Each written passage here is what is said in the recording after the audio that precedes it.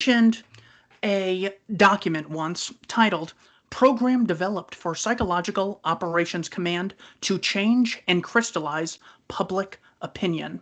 And there were 6 parts of this document. I'd like to go part by part and you explain what this means. Step number 1, create a small window of doubt or uncertainty. This could be for any situation. So the small window of doubt or uncertainty makes us start to focus more.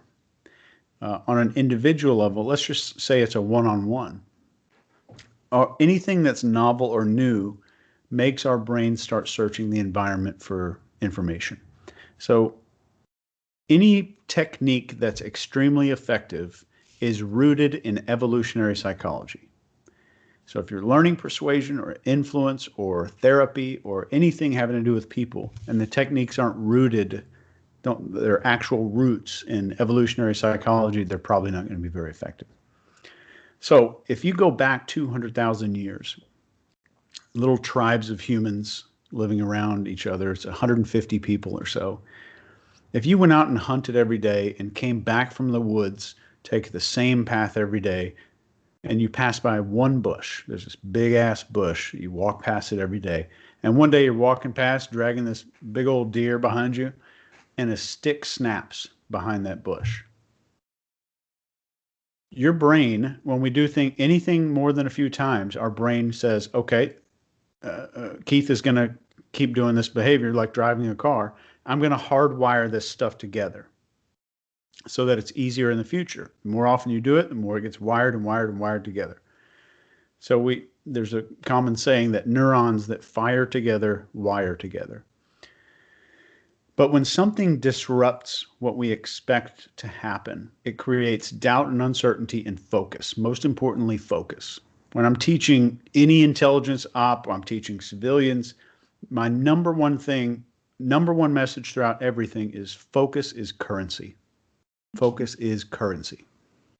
And if that stick snaps behind the bush, how much of your attention is on the deer behind you or on your kids or your family in the village? None. It's 100% on the new thing because we're following along a memorized timeline. Something disrupts it and the brain says something's different. I need to stop everything and flashlight laser focus on what's going on to figure out what's disrupting the script.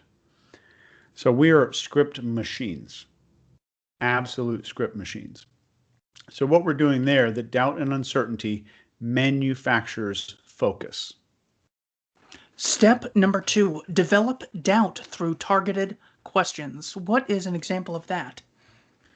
So if you want to look at targeted questions that create doubt, just watch 5 or 6 political commercials. Do you really want Senator such and such to run your state? He donated $350,000 to some piece of crap drug cartel or whatever it is. So these are questions that make doubt. And we're going back to what the currency is here.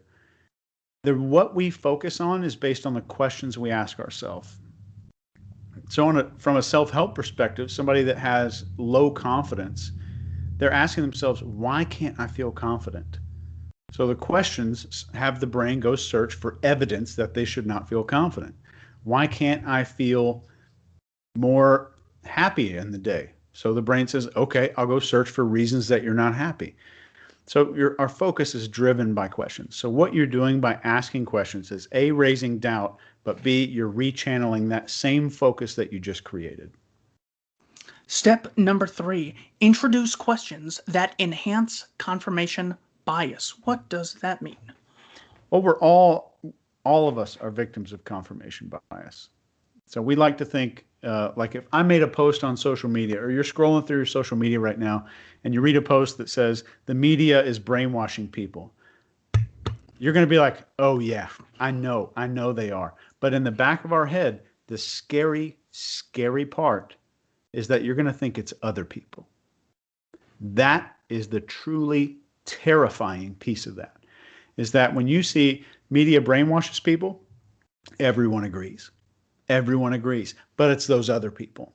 It's the people who watch the other political parties' news that I disagree with. Those are the big brainwashers. The media that I watch they might do it a little bit, but they're not as bad. And they might do a little bit, but I'm not susceptible to that stuff. And that is where you are the most susceptible because you think you're not. Step number 4, display information that confirms the bias on occasion. What's an example of that? Yes. So they have a bias. We have a bias to think I made the right choice. I did the right thing. So you want to continuously feed that person what's basically their cognitive bias of being right, making the right decision, being part of the right group, being smarter than other people because you chose this. So you're going to continuously show them that they did the right thing. And basically all you're doing here is just a little syringe full of dopamine. And you're giving someone that confirmation bias is giving them the exact same amount that if you filled a syringe with dopamine and jabbed it in their neck. It's the exact same thing. The chemicals are still flooding their body. Step number 5, reward the subject for having come to the conclusion or figured it out. What's an example of that? So we're going to probably both. We're going to put somebody down who hasn't made the conclusion. We'll make them go, oh yeah, I knew that way before. I figured that out a long time ago. But we're wanting them to know that they came to the conclusion on their own. And that's the truly scary part. If let's imagine like Keith, you and I went out tonight and we interviewed, let's say we went to your nearest airport and we interviewed 1,000 people. Do you believe that you can be easily brainwashed? Do you believe that you are currently being brainwashed? Do you buy products because of commercials? Everyone's going to say no. Everyone is going to say no. That is how thick that confirmation bias is. Because the moment that we have to say, I'm either independent or I'm brainwashed. So we cannot, that's called a cognitive dissonance. When the truth conflicts with our beliefs usually punch the truth in the face. And that's the ultimate thing. Were we done with the steps? Did we get through them? Okay. No, one more. Oh, okay. So that was the end of that. Step number 6, expose the subject to a negative event in order to solidify the bias at the end. What does exposing them to a negative event have to do with solidifying the bias? The negative event is usually associated with some kind of common threat. So if you and I live in Virginia Beach, but if you and I both lived here and there was a looming threat, we both bond together because we have a common enemy. So some kind of negative thing that happens solidifies what they chose to do. So let's say I chose to support X candidate, but Y candidate just had a bunch of nudes released on Twitter from their laptop. That giant negative event shows me that I'm not making the decision because of that negative event. I am so smart that I made it before that even happened. And I get more dopamine from that. And if you think about anything, you say you like bicycling, beekeeping, I like reading books, I like listening to music, I like drinking alcohol, whatever it is, it's not true. The only thing you actually like are serotonin and dopamine. There are nothing else. So in our brain, if you can see the brain back here, there's a little part of the brain right down in this area called the nucleus accumbens. And if you stick your fingers right above and forward of your ear and kind of point into your head, that's kind of right there. That's where it is.